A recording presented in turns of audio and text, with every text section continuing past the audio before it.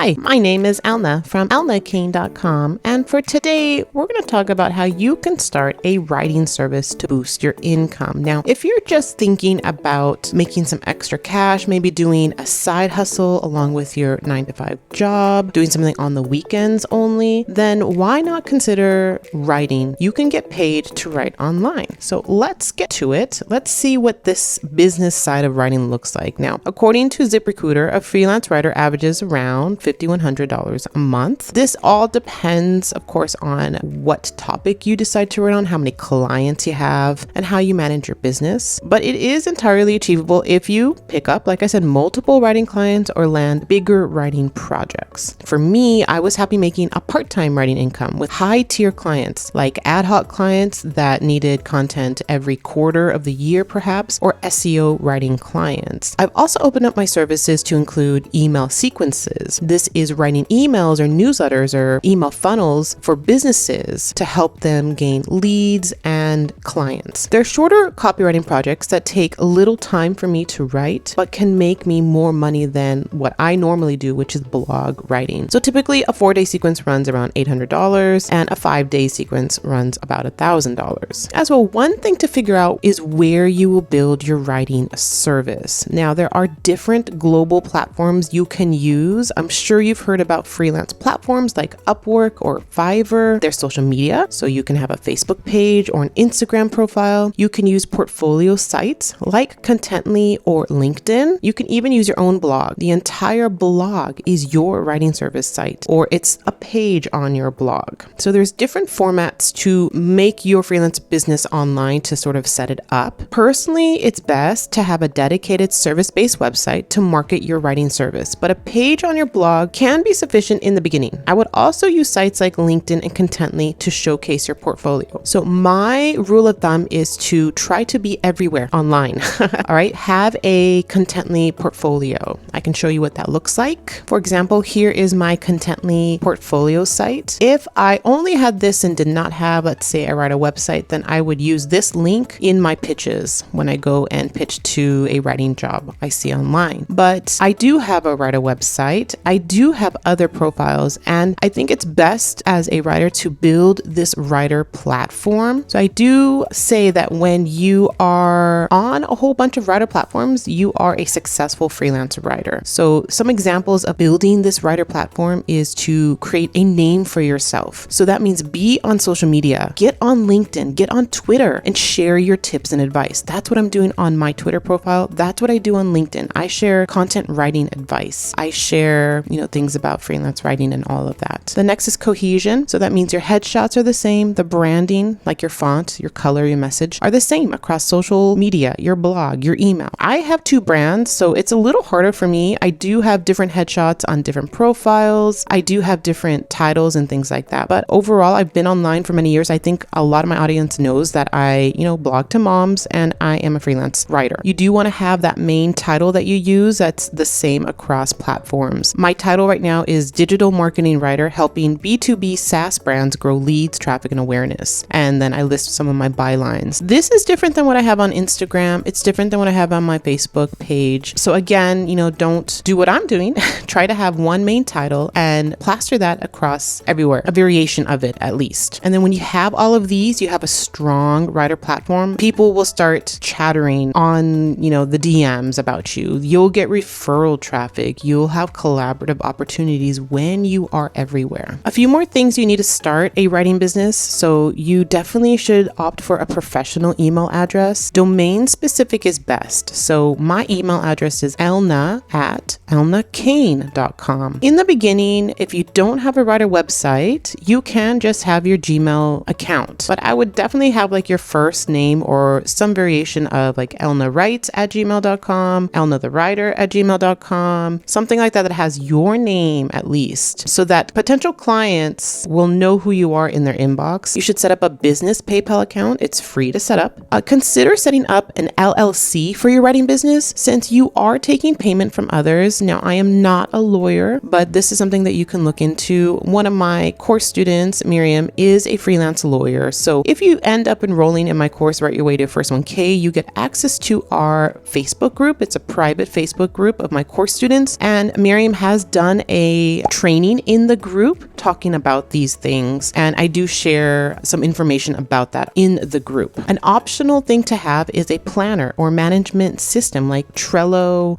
There's ClickUp and Asana if you have a bigger team to keep track of your work. I still use Google Sheets as well. So there's lots of little things that I use to manage my client work. So let's look at the steps here. Now, to really make money with your writing, you need to find a writing niche that pays well. Not all niches are created equal, unfortunately. For example, productivity is a great blog niche, right? But for freelance writers, it's not high paying and it can be difficult to find the right clients. You can go on Pinterest and find all the productivity tips that bloggers share. And you can have a whole blog dedicated to, the best productivity tactics as a mom, as a college student, whatever you decide, and really gain some good traffic and a good audience. But there aren't that many opportunities that others will pay for that type of writing unless you sort of really dig deep into thinking about productivity apps, productivity companies. They may be startups, so they may not have a huge budget. But if you're really like, this is my true calling, like I am the productivity king or queen, and this is my thing, well, then create a brand for yourself on that. Create everything around that so that you're known as that productivity person to go to. And then I think you can have better opportunities to find the right clients from that, right? They're going to be collaborative. They're going to want to work with you. And so then you can be like, hey, I can do a guest post for you. I'm also a writer. Hey, I can, write your emails for you kind of thing, and sort of go in that route. But it's not sustaining. It's not like you're going to land the best clients or make the most money in that route for that type of niche, right? The niches that do well are ones that are difficult, the ones that people cannot write. There aren't that many people that can write about cybersecurity. There aren't that many people that can write about fintech, certain educational concepts, about sales techniques, or about digital marketing and retail, things like that, where not many people know about it. Those are the niches that will do and serve you well. Lifestyle niches, which are fun. Don't get me wrong. I love writing lifestyle type of content, health drinks, protein powder,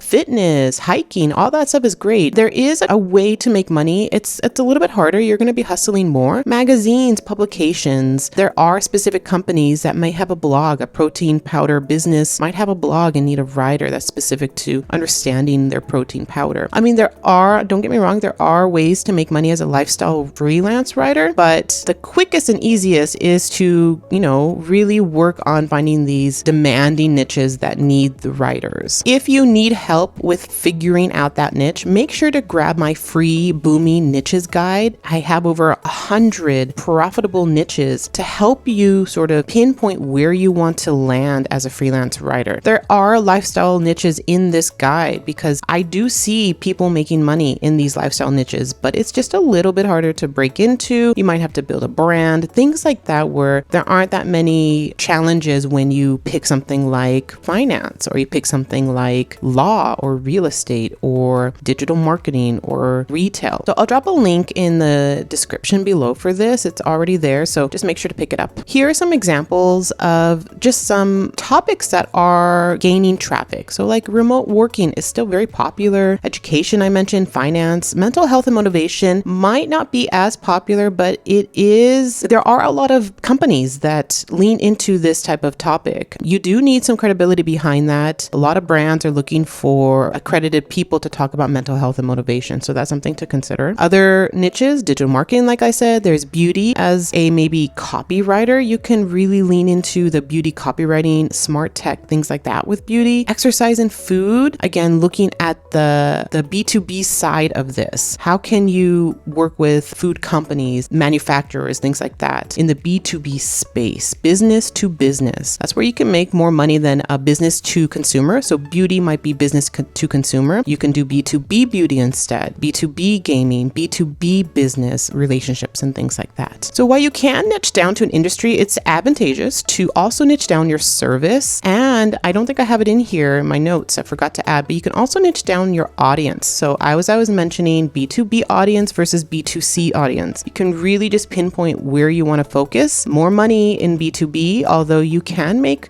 good money as a brand writer, sort of writing these brand, like a brand copywriter, right? That talks about that. I've written for Walmart, for example, and I did make good money writing for them. So big brands like that is possible. You can make a good living with that type of writing. But you can also write specific, like copywriting, or specific Facebook ads, sales pages, emails, landing pages. You can do product descriptions, so shop pages, a lot of e-commerce. That's a good niche to get into as well. You can do blog writing, so this is what I do. You can even focus on this course writing, product writing, things like that. For this demonstration, we're going to focus just on blog writing. This is the easiest for people to break into. It's reoccurring and can be high paying. These are some tips to give you about blog writing. You might be thinking, well, there's a lot of AI going on right now. I do have a couple videos on AI, so make sure you check those out. AI can really write these sort of easier type of content, the ones that can be rehashed and regurgitated. Gone are the days for a freelance writer to go to Google and type in, what are the 5 ways to lose weight? And then get the top results and then just regurgitate those 5 ways. Now we have to be a little bit more strategic. We need to add more value to our content. All right. So these are just, like I said, general things about a blog post. So your introduction needs to capture the reader. You need to break up your post with subheadings. You need to create that white space with subheadings. You also need a conclusionary paragraph. Freelance writers need the whole content. Their clients aren't paying you for, just your list with no ending. And try creating long form content. The 1,000, 2,000 words is a standard now. I mean, I'm more for in between that, but there are clients that want 3,000 word blog posts. So it's up to you where you feel comfortable writing. I do have an example of what that looks like here, so we can go to that. So I wrote for Smart Blogger, and you can see how this is all about right now. I have all of this stuff. I talk about certain topics. So I break up my post with these subtopics. I use stats in my content. I break it up with bullet points. I use images, again, to break up my content. Lots of images. I do subheading. Again, I'm breaking it up. I have a list post here. So underneath my H2 of capture email addresses using opt-in forms, I have, this is the way to capture it. You capture it with a header. You capture it with a dedicated landing page, things like that, with pop-ups, sidebar, about page. So I'm breaking up my content this way. After you decide on an industry, topic, and a type of service, you can start creating samples for your writing. So you can package this up as a blog post, or you can create a mock-up sample. So if you want to really dive into copywriting, I do have a video on how to create a copywriting portfolio. So make sure to check that one out after this video. That tells you how to create a mock-up. For a blog post, it can really work for any type of niche. If you want to do like Facebook ads, for example, as a copywriter, you can still have blog posts about the Facebook ad industry and like talk about metrics about Facebook ads and ways to optimize your Facebook ads. And those can all be different writing samples and blog posts for that. The point of these samples is to show your credibility in your writing about this topic. So you're showing not only your experience and expertise in Facebook ads, but you're also showing how you can write that content and you format it in a way that is engaging. Those are 2 things that clients are looking for. And so when you demonstrate that, they'll hire you. So I just have an example of what I have in my portfolio. Once you have these types of writing samples, you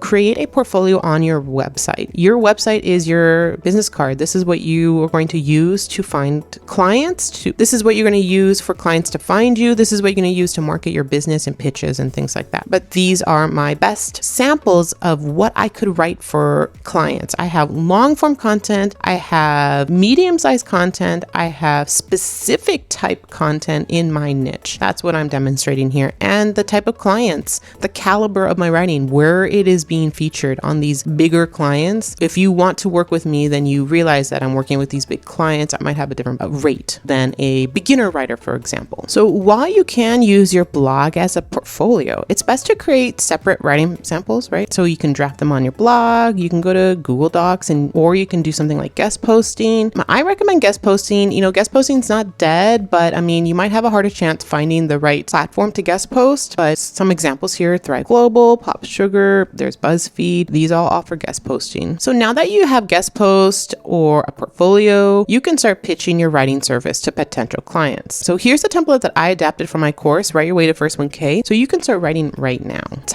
You figure out who you're sending your pitch to, the content lead, right? Or the editor. I'm I'm Elna, and I'm a freelance writer with experience in SaaS, in digital marketing. I found your site using your product, or you can say through a friend, a job board, through Yelp. As a digital marketing SaaS writer, I know how to write content that will hook a reader's attention and help with your blog's marketing strategy. With 10 years experience in digital marketing, I can help grow your brand reach and bring that loyalty with your audience by providing emotional based and highly valuable blog posts. I see from your site that you're selling, an automation tool and that you write about social media. And I'd love to help write about your automation tool on your blog or in your emails. I already have several content ideas that can help you reach your target market. Here are a few of them. And then they would be all tailored and specific to this social media automation tool, this business, how to reach how e-commerce brands can boost their message on Pinterest, or how TikTok, how these e-commerce brands use TikTok to grow their product or something like. But you know what I mean? Like you're creating samples based on that one company, and so these are just ideas. I'd be more than happy to discuss this further with you. Thanks for your time. I would even also add,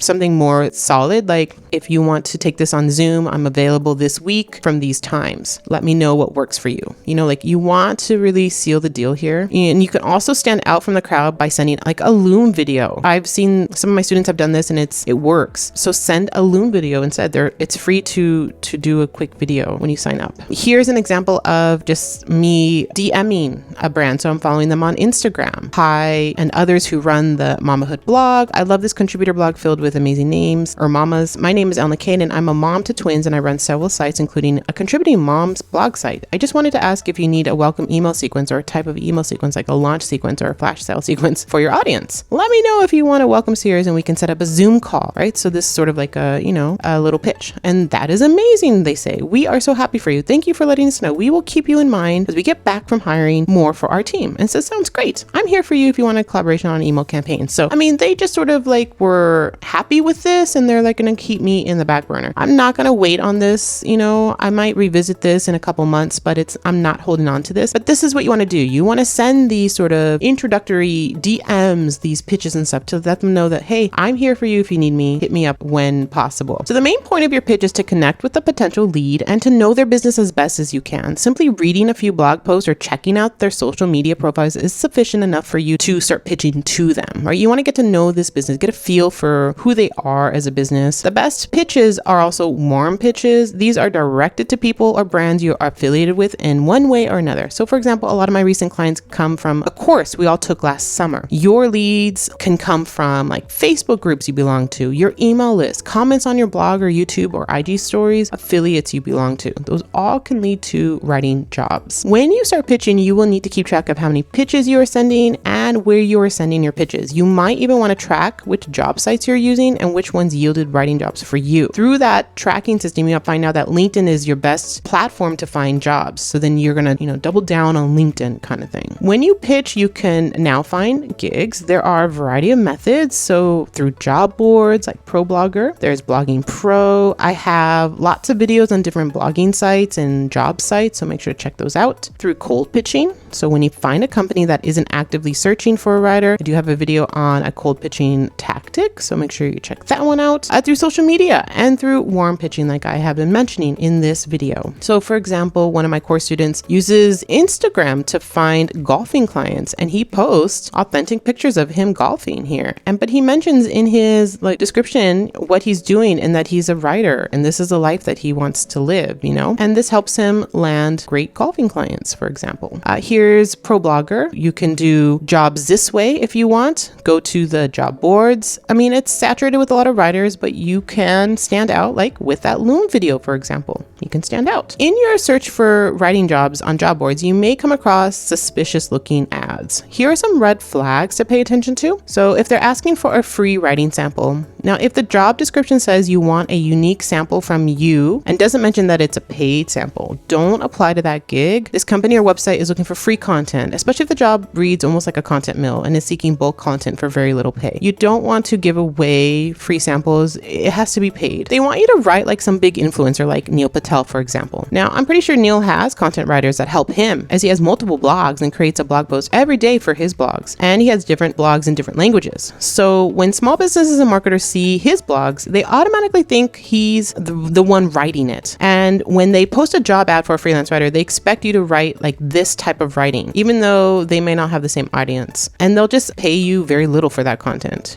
I write digital marketing content that can be up to 5,000 words that is deep level and industry specific. My rate for that starts at 200 per 500 words. It slightly has gone up and it's tailored more for different types of project. This type of content takes me days to research and write. It is a big demand cognitively to write this type of content, so I want to be paid adequately for it. There is no online presence. If you are trying to research this business, they might be a startup and they may not have an online presence, but they should. If they're going to start asking for writers, they should already have those steps in place. They should, register for a domain, get a web designer, design their site, get a landing page, start doing these things, secure social media handles. All that should have been in place before they ask for a writer. Why would they hire a writer without a website? It doesn't make sense to me. Of course, there are businesses like that they, want 100 blog posts before they create their website. But I'd still be suspicious of that. I want to research the company to make sure it's a good fit. So if you don't find anything online, I would be hesitant to take that writing position. All right. And there you go. Those are sort of my tips to help you start a writing service to boost your income. Really pay attention to the niche that you want to get into. You can break into a new niche. I broke into email sequences. I broke into copywriting. You can do that. You can start as a blog writer and then learn copywriting principles to put into your blog post writing, and then learn how to write an email, sign up to emails and look and learn from those emails, those marketing emails, and see how those are written to help you. And then you can start pitching your services. You don't have to have 10 years writing experience to land a gig. There are many companies out there that will hire a writer because it's the right writer for them. And you can be that right writer for them. If you like this video, give it a thumbs up and I'll see you in the next video.